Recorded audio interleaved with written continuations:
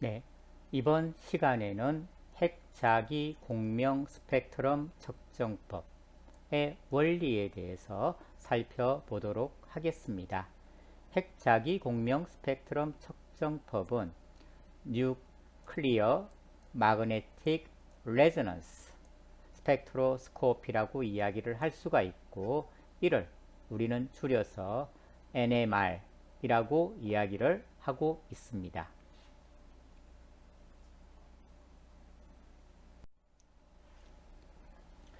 우선 지난 시간에 배운 내용에 대해서 한번 간단하게 살펴보도록 하겠습니다.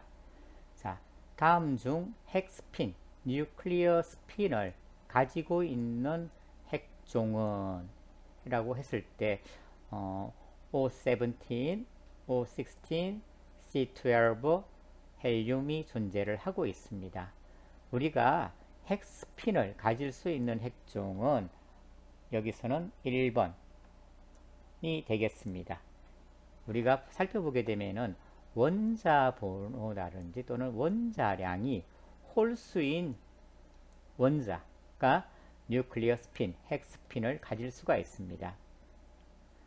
이와 같은 원자에는 프로톤, 그리고 듀테리움, C12는 안되고 C13, 그리고 N14는 원자 번호가 7이니까 홀수니까 핵스핀을 가질 수가 있겠죠.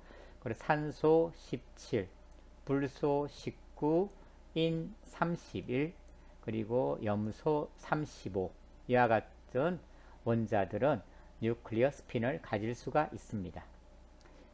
두 번째로 다음 중 반자성 차폐 다이아 마그네틱 쉴딩이 가장 큰 수소핵을 가진 관능기는 라고 하는 문제인데요. 반자성 차폐가 가장 큰 수소액은 가장 낮은 델타 값을 가지게 되고, 이 중에서 가장 낮은 델타 값을 가지고 있는 것은 4번 알켄이 되겠습니다. 한번 살펴보게 되면 우리가 반자성 차폐 다이아 마그네틱 쉴딩 또는 다이아 마그네틱 애나이소트로피라고 이야기를 하는데요.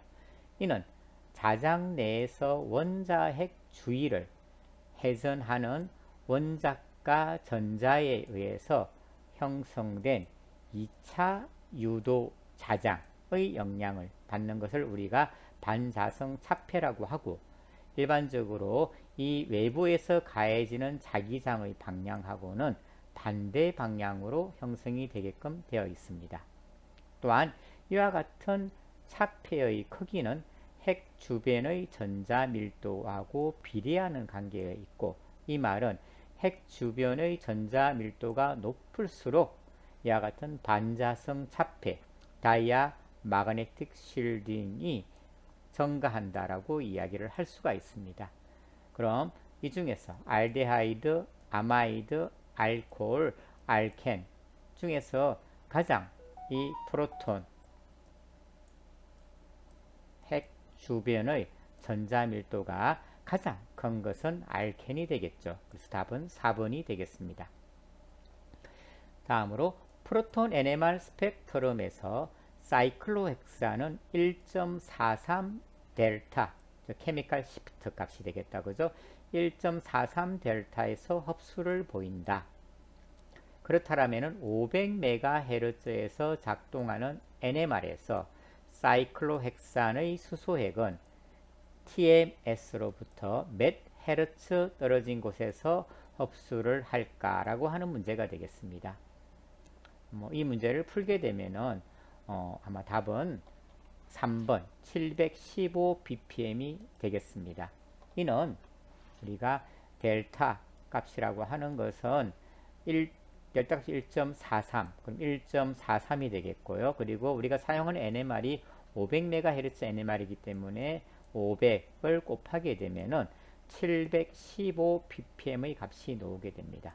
그래서 이 사이클로헥산의 수소액은 500MHz NMR에서 715Hz 떨어진 곳에서 흡수를 나타낸다 라고 볼 수가 있겠습니다.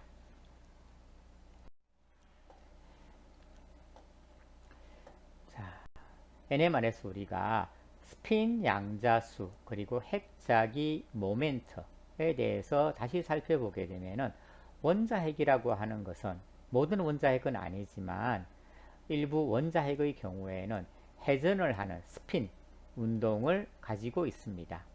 이때 스핀을 가지는 핵에서 허용된 그 스핀의 상태는 연속적인 개념이 아닌 양자화되어 있고, 이때 이 핵스핀 양자수 i로부터 구할 수가 있습니다. 이때 스핀의 상태는 플러스 i로부터 마이너스 i까지의 정수로 2i 플러스 1개의 스핀 상태가 존재할 수가 있겠죠. 예를 들어서 프로톤, 수소핵은 스핀 양자수 i 값이 2분의 1을 가지고 있으며 두 개의 허용된 스핀 상태 마이너스 2분의 1과 플러스 2분의 1의 스핀 상태를 가지고 있다라고 합니다. 우리가 핵자기 공명 스펙트럼 측정법에서 이때 에너지를 흡수한다라고 하면, 즉 공명을 한다라고 이야기를 할 수가 있는데요. 수소핵의 공명 주파수는 다음과 같은 공식에 의해서 계산을 해낼 수가 있습니다. 자이로 마그네틱 레이시오를 2파이로 나눠주고, 그리고 이때 가해진 외부 자기장의 세기에 비례하게 된다라고 하는 거죠. 결국은 수소핵의 공명 주파수라고 하는 것은 자이로 마그네틱 레이시오에도 비례를 하고, 또는 외부에서 가해준 자기장의 세기에도 비례한다는 것을 알 수가 있습니다. 이때 특정 자기장 내에서 위 시계에 부합하는 진동수의 에너지가 공급이 되면은 그 에너지를 흡수할 수가 있게 되고, 에너지를 흡수하게 되면은 플러스 2분의 1의 스핀 상태에서 마이너스 2분의 1 스핀으로의 트랜지션이 일어나게 됩니다. 따라서 이 공명, 뉴클리어 마그네틱 레조넌스 스펙트로스코피에서 공명이라고 하는 것은 이 핵스핀의 전이 현상, 트랜지션 현상이다 라고 이야기를 할 수가 있겠습니다.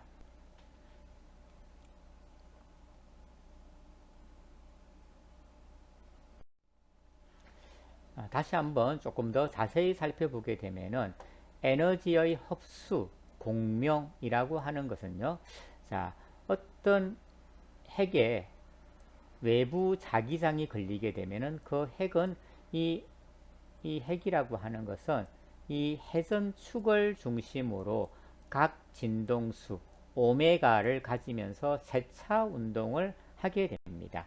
각 진동수 오메가를 가지는 세차 운동을 하게 되는 거죠. 이 진동수를 우리는 라머 진동수라고 이야기를 하고 있고요. 이때 이 프로톤 핵이 세차 운동하는 진동수는 당연히 외부에서 가해준 자기장에 비례를 하게 될 거예요. 즉 세차하는 진동수는 외부에서 가해주는 자기장에 비례를 하게 되겠죠.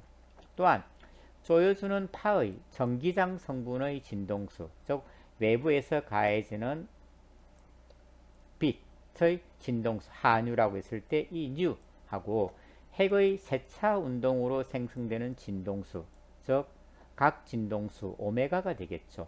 즉 한유가 하오메가하고 동일할 때 에너지의 흡수가 일어나게 되고, 흡수가 일어나게 되면은 조금 전에 핵스핀은 스핀의 변화가 일어난다라고 했습니다. 즉 이렇게 핵스핀이 세워져 있는 핵스핀이 이와 같은 공명 주파수를 쪼이게 되면은 아래쪽과 같은 이렇게 뒤집어져 있는 쪽으로, 즉 플러스 2분의 1의 스핀에서 마이너스 2분의 1 스핀으로의 트랜지션이 일어나는 것이죠. 이를 우리는 공명, 레저넌스라고 이야기를 할 수가 있고, 이때 핵이 쪼여주는 전자기파와 공명한다라고 말을 할 수가 있겠습니다.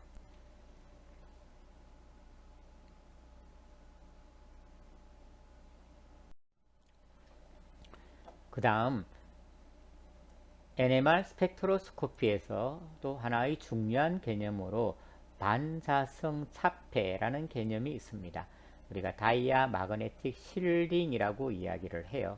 이는 동일 세기의 외부 자기장 하에서 이 수소핵 주위의 전자 밀도에 따라서 각각의 수소마다 서로 다른 고유한 공명 주파수를 가지게 되는 거죠.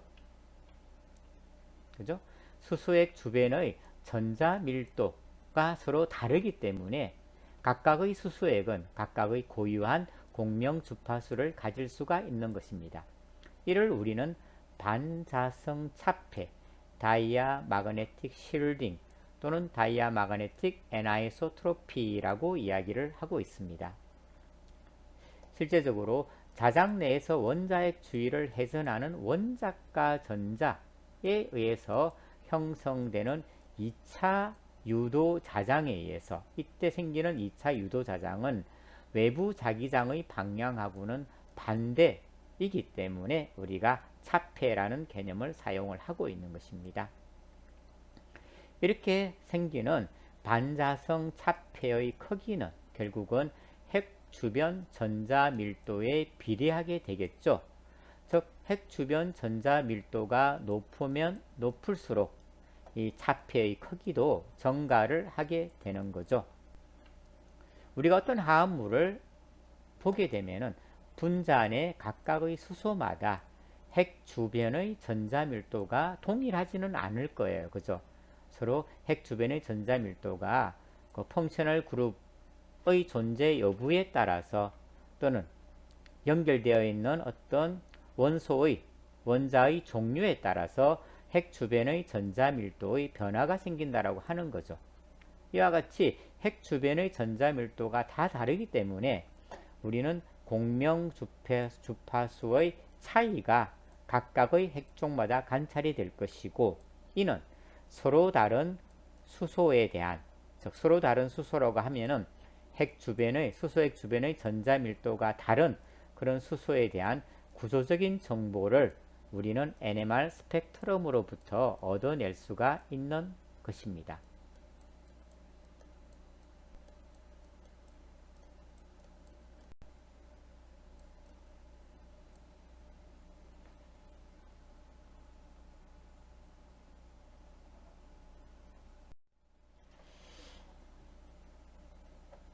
자, 그리고 이어서 우리가 화학적 이동, 케미칼 시프트, 델타라고 이야기를 하는데요. 케미칼 시프트에 대해서 설명을 드리도록 하겠습니다. 서로 다른 화학적 환경을 가진 수소핵이 가지는 공명 주파수의 차이를 우리는 화학적 이동으로 표시를 하고 있습니다. 이때 우리는 어떤 레퍼런스 물질을 사용하고 있는데요. 이 표준 기준 물질을 기준으로 해가지고 이 시료의 수소핵 주파수의 이동 정도를 표시를 하게 되는데요. 이때 사용하는 대표적인 표준 물질은 테트라 메틸 실레인, 약해서 TMS라고 하는 물질이 되겠습니다. 메틸기가 4개 있는 실리콘이라고 할 수 있겠죠. 그죠? 테트라 메틸 실레인. 자, 원자과 전자의 회전, 수소핵 주변에 있는 원자과 전자의 회전으로 인해서 매우 약한 자기장이 형성이 되는데, 이거를 induced magnetic field라고 이야기를 하고 있습니다. induced magnetic field가 되겠죠. 이때 형성된 유도 자기장, induced magnetic field는 이 외부 자기장의 반대 방향으로 형성이 되더라. 그래서 우리는 이거를 반자기장이다 라고 이야기를 합니다. 즉, 외부에서 가해준 B0의 방향이 위쪽을 향하고 있다라면은 이 유도 자기장의 방향은 아래쪽을 향하게 된다라고 하는 거죠. 그럼 실제 이 원자핵이 느끼는, 실제 경험하는 자기장의 세기는 이 외부장의 세기에서 유도된 자기장 세기만큼, 그죠? 줄어들게 된 그거를 우리가 그 원자핵은 느끼게 될 거예요.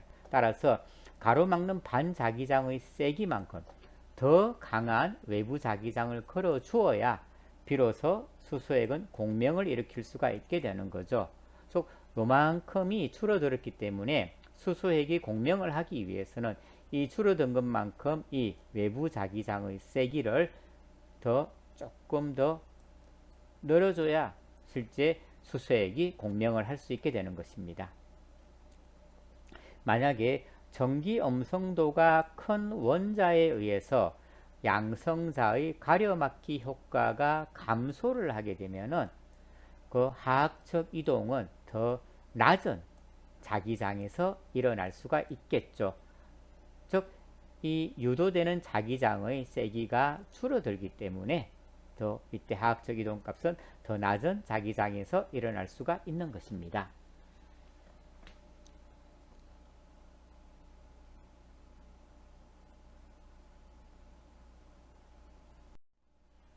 자, 한번 우리가 지난 시간에 배운 내용 그리고 이번 시간에 배운 내용을 가지고서 한번 문제를 풀어보면서 한번 답을 해보도록 하겠습니다.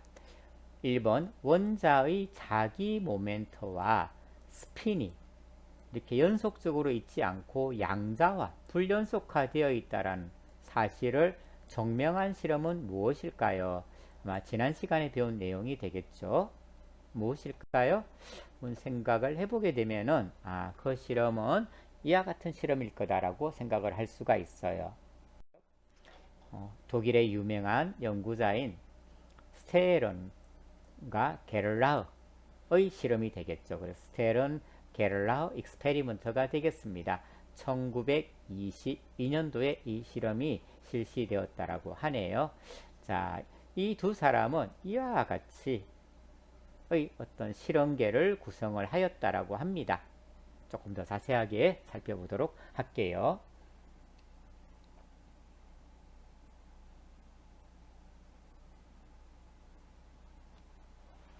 자, 이런 두 사람이 되겠습니다.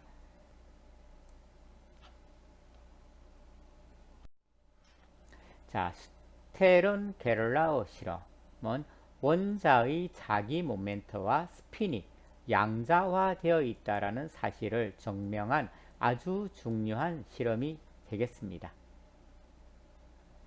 자, 한번 보게 되면 아래와 같이 이 두 사람은 실험계를 구성을 하였었어요. 그죠? 진공 상태에서 정기적으로 중성인 실버가 되겠죠. 실버를 퍼니스, 아주 고온의 퍼니스를 이용을 해서 기화를 시켰습니다. 이렇게 기화를 시키고 나서 어떤 슬릿을 통과하여는 이 실버의 원자 빔을 만들게 된 거죠. 이 실버 원자로 이루어진 빔은 실제 불균일한 자기장을 통과하게끔 하고 그 뒤에 어떤 차가운 유리판을 이렇게 해서 유리판에 이게 실제 도달하게끔 한 그런 실험계가 되겠습니다. 이 실버 원자는 그 자체가 자기 모멘텀을 가지고 있기 때문에 당연히 외부에서 가해준 이 자기장에 영향을 받게 되겠죠. 그죠? 근데 예전적으로 우리가 이 스테른 게를라이가 이 실험을 할 때에는 이 자기 모멘트라고 하는 것은 불연속적인 것이 아니라 연속적인 값으로 생각을 했어요. 연속적인 값이라고 한다면은 이 유리판 위에 실버 원자의 자치는 아마 이와 같이 연속적으로 아마 표시가 될 거다. 그렇게 이 두 사람은 생각을 했었습니다.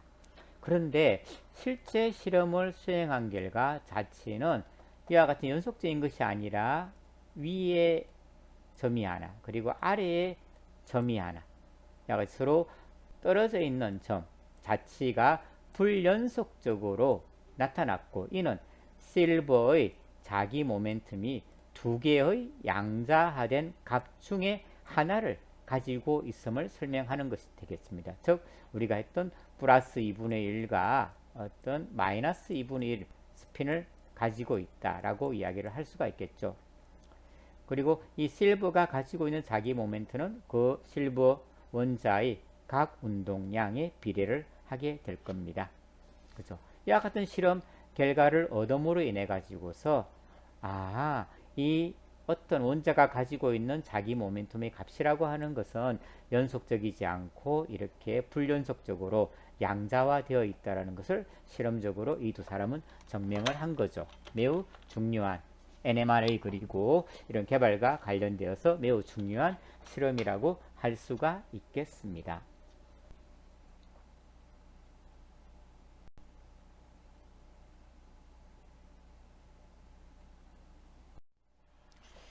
자, 제가 설명을 드렸지만 이 스테론 게를라우 실험에 대한 다양한 동영상 자료가 있는데요. 이 동영상 자료를 오늘 수업이 마친 다음에 꼭 한 번씩 다 연결을 해서 유튜브로 시청을 하게 되면은 이 스테론 게를라우 실험에 대해서 좀 더 확실히 상세히 여러분들이 이해를 할 수 있을 것이라고 생각합니다.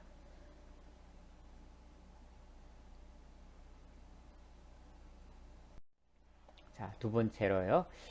원핵자기 공명분광법 뉴클리어 마그네틱 레저넌스 스펙트로스코피에서 분자 내 각각의 수소마다 서로 다른 공명 주파수를 가지는 이유가 무엇일까요? 라고 했어요. 아마 제가 조금 전에 설명을 했었는데 아마 기억을 할 수 있겠죠. 그죠? 자, 한번 답을 하게 되면은 이는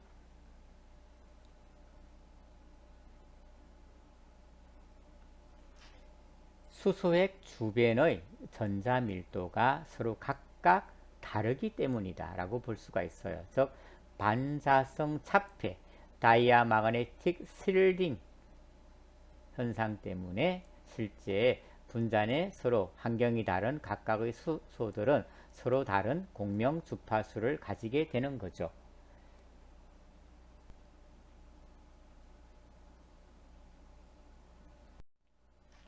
자, 한번 반자성 차폐 다이아 마그네틱 쉴딩에 대해서 다시 한번 설명을 해 드리겠습니다.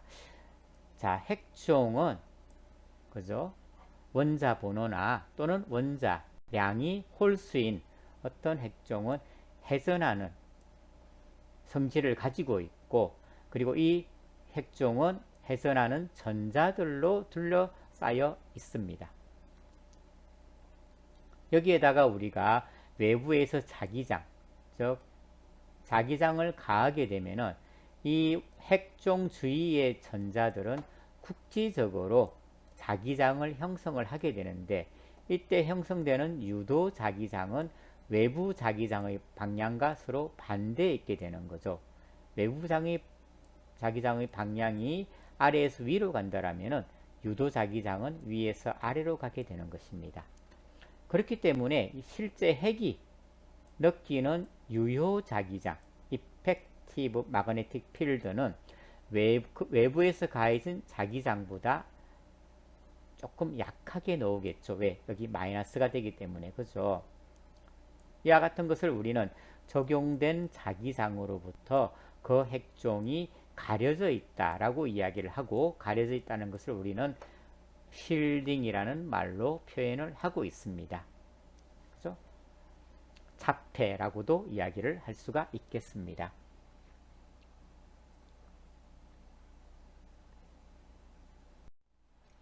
자, 그림으로 설명을 하게 되면요, 반자성 차폐 다이아 마그네틱 쉴딩이라고 하는 것은요, 자, 여기 돌고 있는 스핀을 하고 있는 원자핵이 존재를 해요. 원자핵 주변에는 전자가 존재를 하고 있겠죠.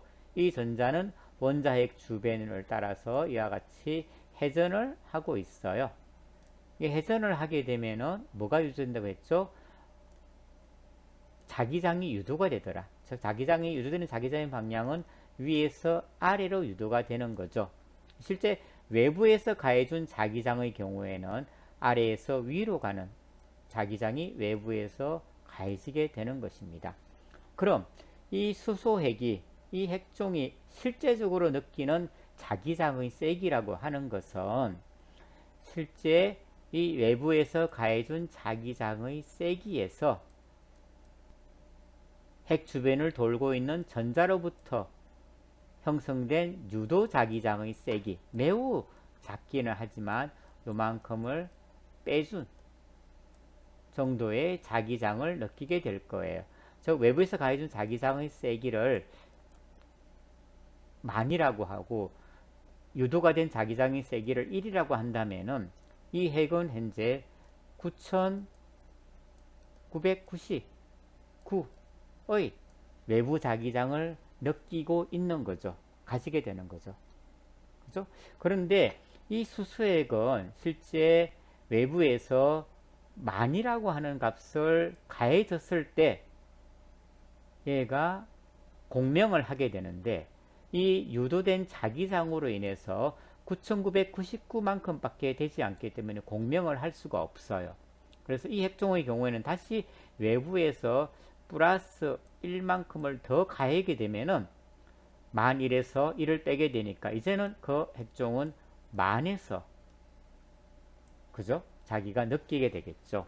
그러면 이제 그 핵종은 공명을 할 수 있게 되는 것입니다.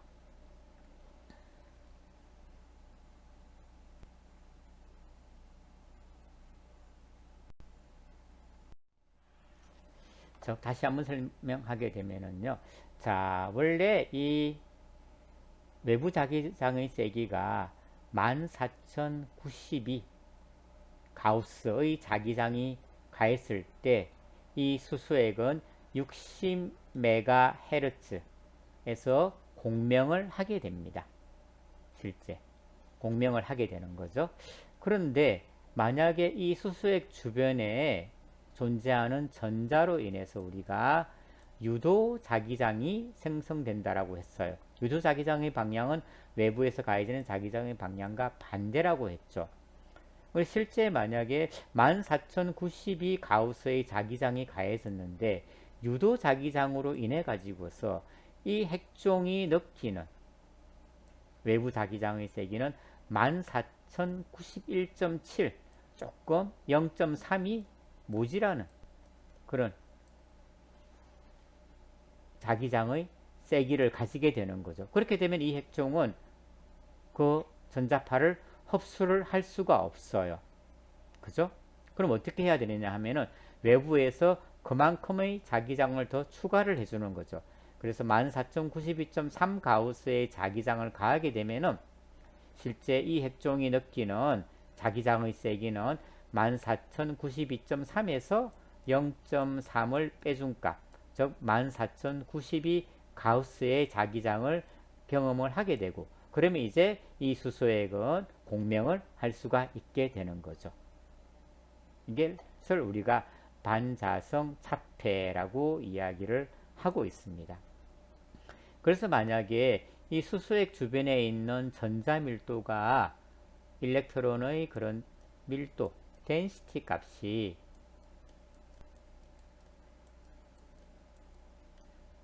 커지면 커질수록 그죠? 이 쉴딩 되는 정도가 더 커지게 되겠죠. 왜?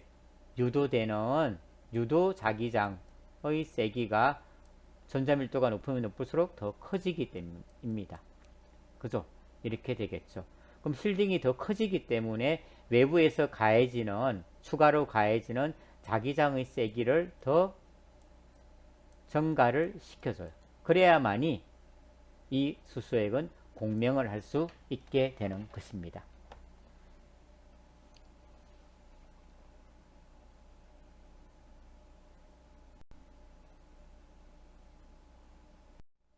자, 이 메탄올을 가지고 한번 설명을 드리도록 하겠습니다. 메탄올에는 CH3 메틸계라는 에 있는 프로톤이 존재를 하고 있고요. 그리고 하이드록실 그룹에 존재하는 프로톤이 존재를 합니다. 이 메틸계에 존재하는 프로톤 3개가 존재를 하고 있는데요. 이 메틸계에 존재하는 프로톤 3개는 화학적으로 이퀴벌런트 하다라고 해요. 그래서 NMR에서 이 메틸기 프로톤은 하나의 시그널만을 주게 됩니다. 그리고 OH에 있는 프로톤도 하나의 시그널을 주기 때문에 이 메탄올의 경우에는 두 개의 시그널을 NMR에서 주게 되겠죠. 그죠?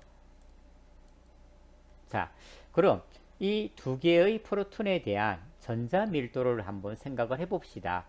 자, 이 프로톤들은 메틸기의 프로톤은 탄소에 연결되어 있고요.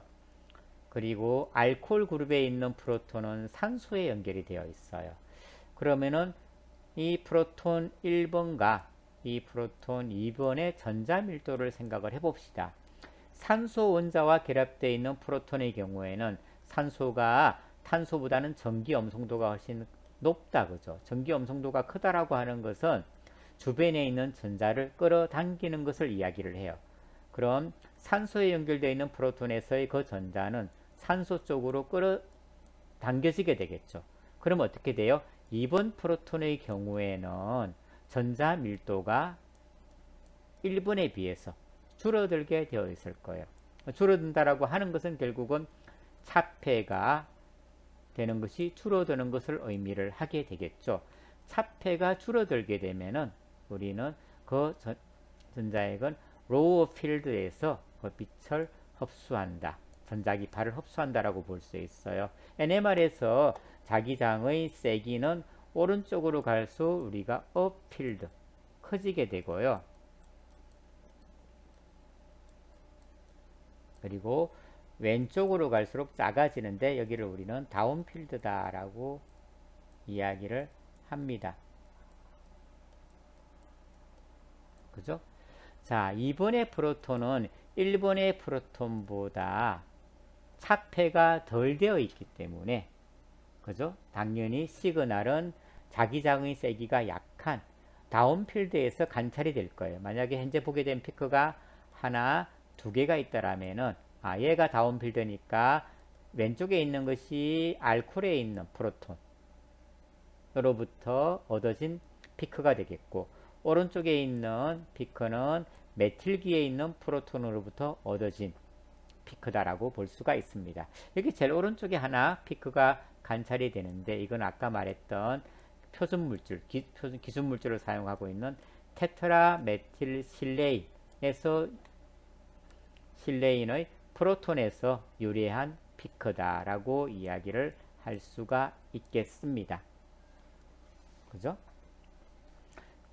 1번 메틸기의 프로톤 같은 경우에는 탄소가 전기음수가 크지 않기 때문에 2번 프로톤에 비해서는 훨씬 더 실딩이 잘 되어 있겠죠.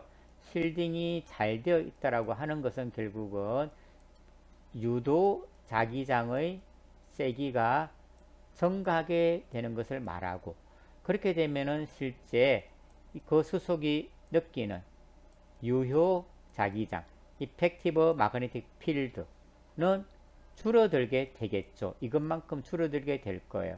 그럼 수소액이 이 프로톤, 메틸기의 프로톤이 공명을 하기 위해서는 이 줄어든 것만큼 외부에서 더 어디셔널하게 더 가해줘야 될 거예요. 그렇기 때문에 필드가, 마그네틱 필드가 업필드 쪽으로 가게 되는 거죠.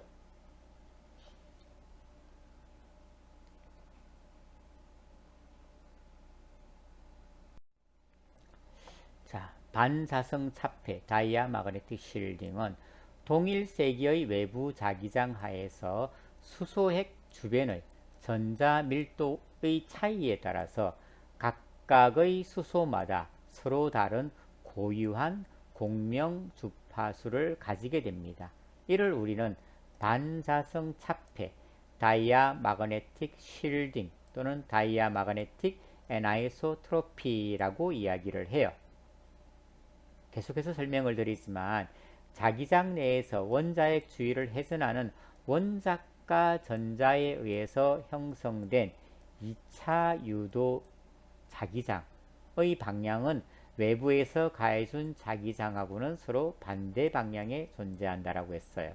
그래서 결론적으로 하게 되면은 이 차폐, 딜실딩의 크기라고 하는 것은 핵 주변의 전자 밀도에 비례를 하게 되겠죠. 그래서 차폐가 커지게 핵 주변의 전자 밀도가 크면 클수록 실딩이 더 증가를 하게 되고, 그렇게 되면은 우리가 그 핵이 공명을 하기 위해서는 외부에서 더 가해주는 자기장의 세기를 더 증가시켜야 됨을 알 수가 있습니다. 따라서 분자내 각각의 수소마다 핵 주변의 전자 밀도는 서로 다를 수밖에 없고요. 그렇게 되면은 공명 주파수의 차이가 발생을 하게 되겠죠. 이와 같은 사실로부터 우리는 서로 다른 환경을 가진 수소에 대한 어떤 구조적인 정보를 얻어낼 수 있기 때문에 우리가 뉴클리오 마그네틱 NMR 스펙트럼으로부터 그 어떤 화합물의 구조를 알아낼 수가 있게 되는 것입니다.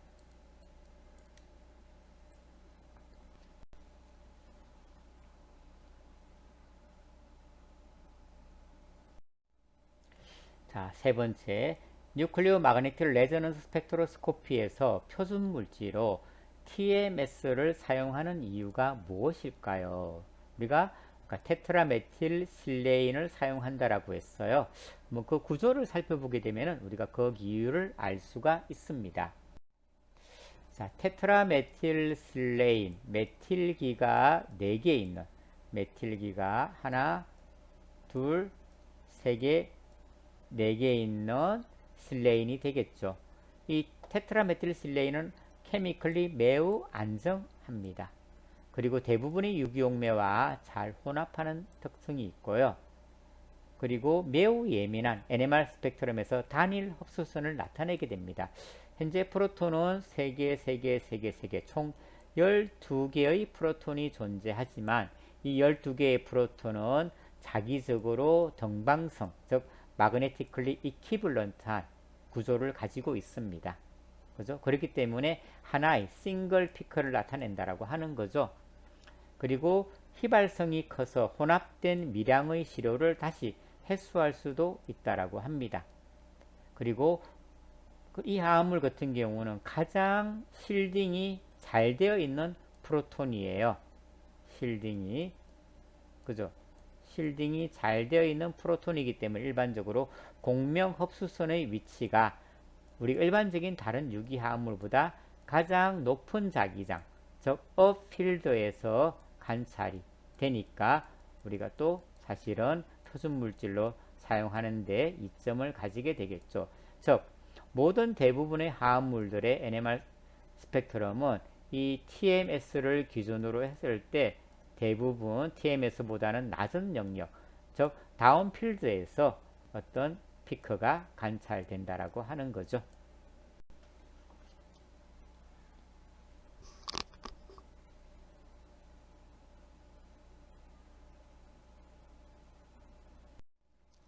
자, NMR에서 화학적 이동, 케미칼 시프트 값을 왜 사용을 할까요? 그러면은 왜 델타 값을 사용을 해야 될까요? 그죠? 아마 사용하는 이유가 있을 거예요. 그죠? 그죠? 그는 프로톤의 그런 어떤 공명 주파수의 차이가 수소 핵의 주변의 전자 밀도의 차이에 의해서 공명 주파수의 차이가 발생한다라고 했는데 그 수소핵 주변의 전자 밀도가 매우 크게 나타나지는 않잖아요. 아주 작은 정도의 차이만 있기 때문에 실질적으로 공명 주파수의 차이도 매우 작아요. 매우 작은 것을 실제 표시하기가 어렵기 때문에 우리는 케미칼 시프트 값을 사용을 하고 있는 겁니다. 실질적으로.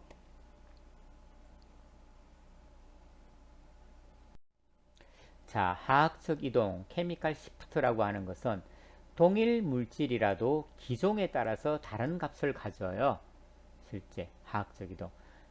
외부 자기장의 크기에 영향을 받지 않는 주파수 이동 값이다 라고 합니다. 즉 우리는 델타라는 말로 표현을 하는데요. 델타는 우리가 사용하고 있는 NMR 분광기의 자기장의 세기, 보통 메가헤르츠 다 되겠죠. 우리는 보통 500메가헤르츠 NMR, 600메가헤르츠 NMR 또는 1GHz NMR 이와 같은 것을 사용을 합니다.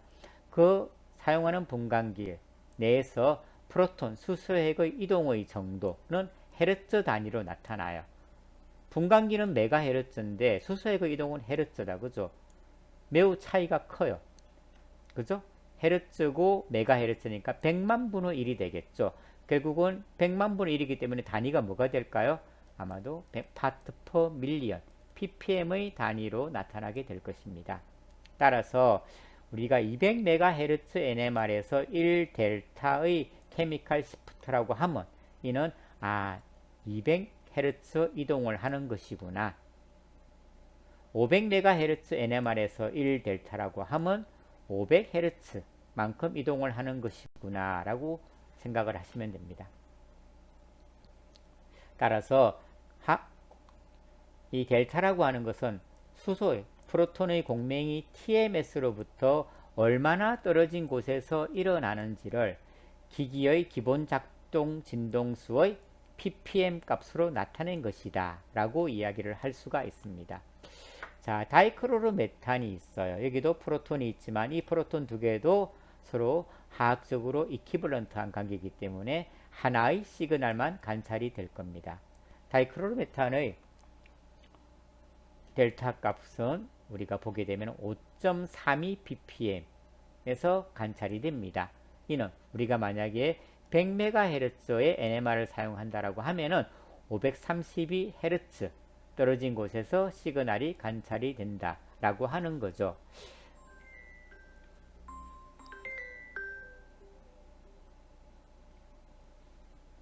그죠? 자, 우리가 만약에 100MHz NMR을 생각을 해봅시다. 그럼 100MHz의 단위가 여기부터 여기가 0이고 여기가 100MHz라고 해요. 근데 532Hz라고 하면은 여기서 530은 아주 그냥 이 주변일 거예요. 이만큼 떨어졌다라고 하면은 그죠? 매우 작은 단위가 되겠죠. 이거를 표시하기가 어려울 거예요. 이렇게 하지 않고 우리는 ppm의 단위를 사용을 한다라고 하는 거죠. 그래서 TMS의 값을 0ppm을 두고 나머지 수소에게 그것을 이렇게 표시를 하게 되면은 대략 12ppm 이내에서 이 프로톤 핵의 어떤 시그널을 다 표시할 수가 있는 거죠. 그러면은 이와 같은 큰 값을 쓰기보다는 델타라는 값을 사용하는 것이 우리가 표시하기가 훨씬 유리함을 알 수가 있습니다. 그죠?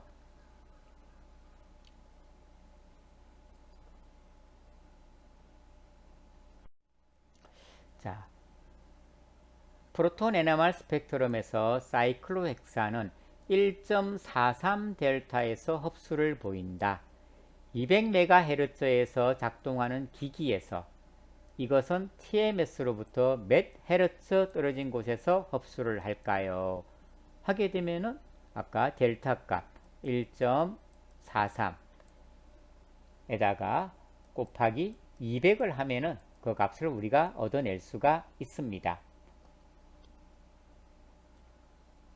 200을 하게 되면 286Hz 만큼 떨어진 곳에서 되겠구나, 흡수하겠구나 라고 볼 수가 있겠죠.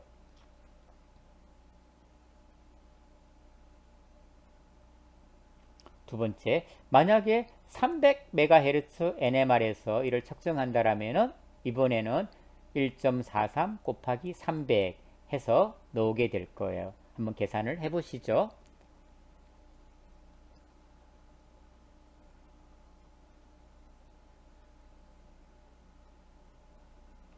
계산을 하게 되면 429Hz 떨어진 곳에서 흡수를 하겠구나 라고 우리가 알 수 있을 것입니다.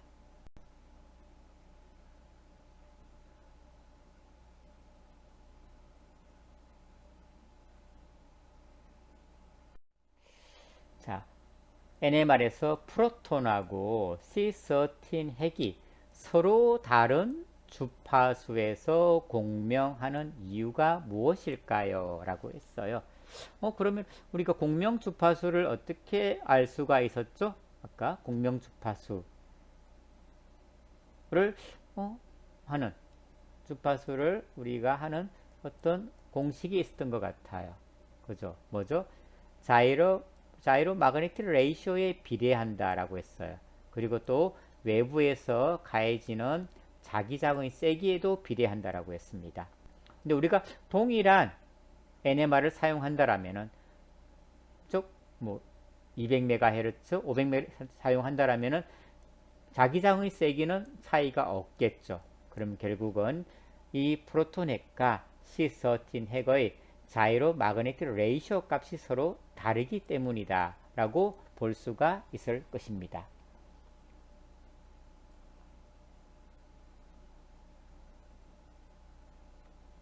즉 핵종에 따라서 고유한 핵자기 해전비 자이로 마그네틱 레이쇼 값을 가지고 있기 때문에 우리가 그 시그널이 서로 다른 주파수에서 공명을 하게 되는 거죠. 또는 관찰이 되는 거죠.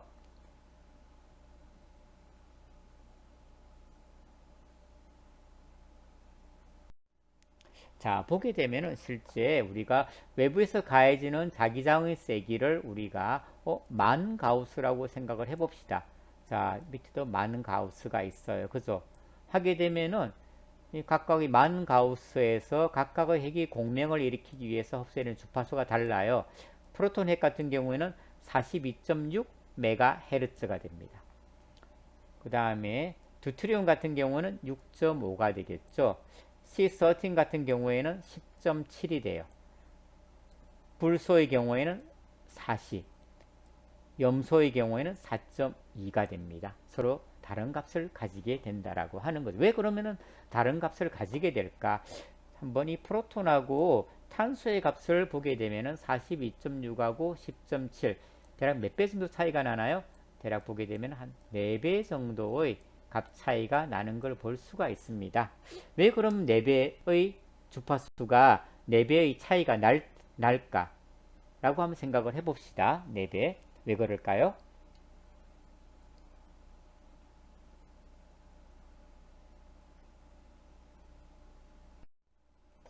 자, 한번 다시 기억을 되살려 봅시다. 아까 수소액에 대해서 우리가 어떤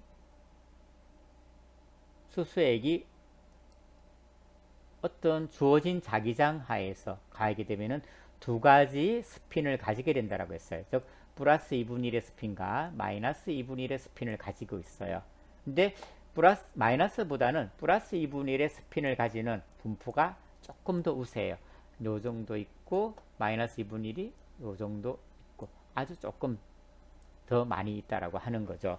그리고 이 두 스핀 간의 에너지 차이는 이 에너지 갭은 걸어준 자기장의 세기에 비례합니다.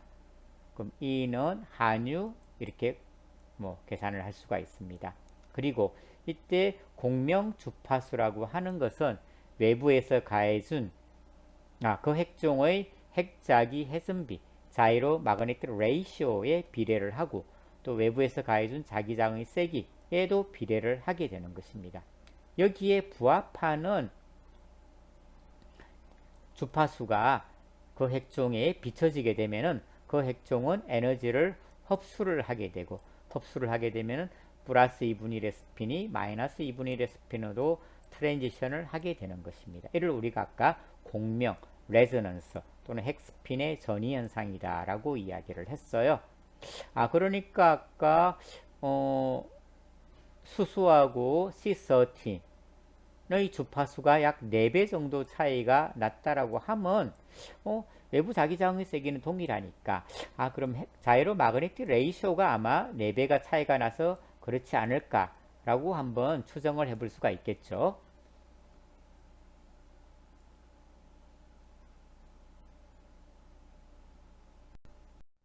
실제로 그렇습니다.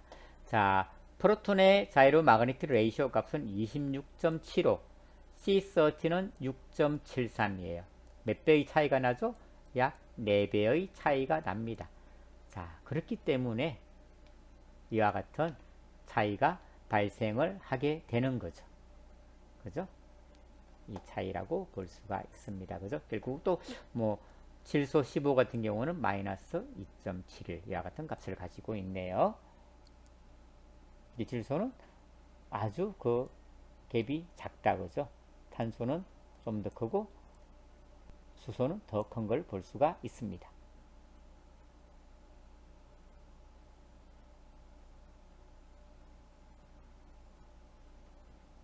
수소는 탄소의 4배가 되더라. 그러니까 그만큼 4배의 차이가 나타나게 되는 거죠.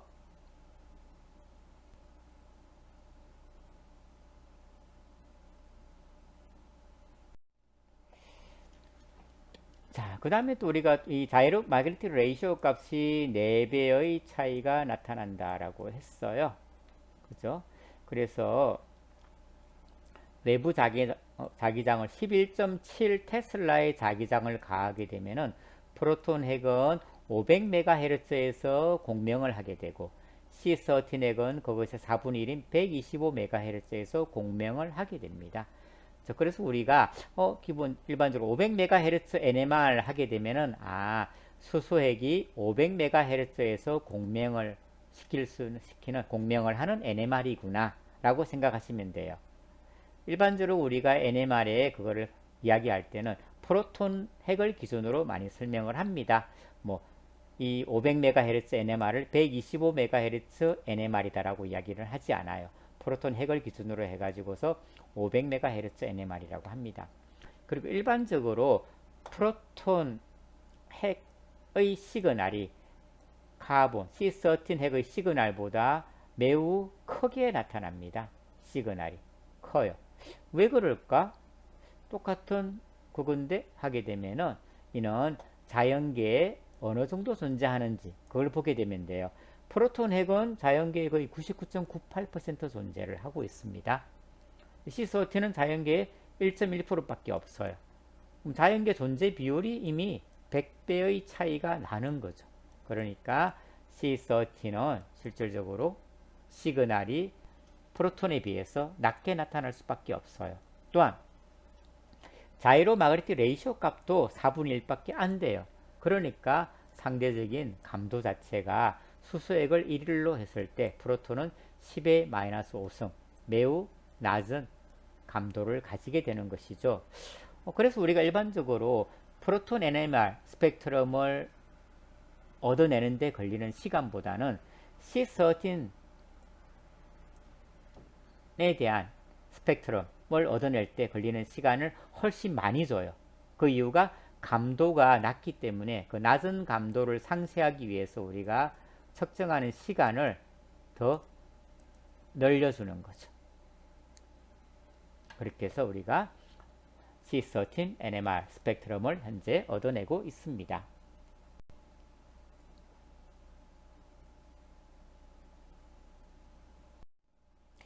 자, 에너지 옵스에서 우리가 라머 진동수 다시 한번 설명을 드립니다. 라머 진동수는 핵스핀이 자기장하에서 축을 중심으로 일정한 크기의 각 주파수, 우리가 앵귤라 프리퀀시라고 해요. 오메가가 되겠죠.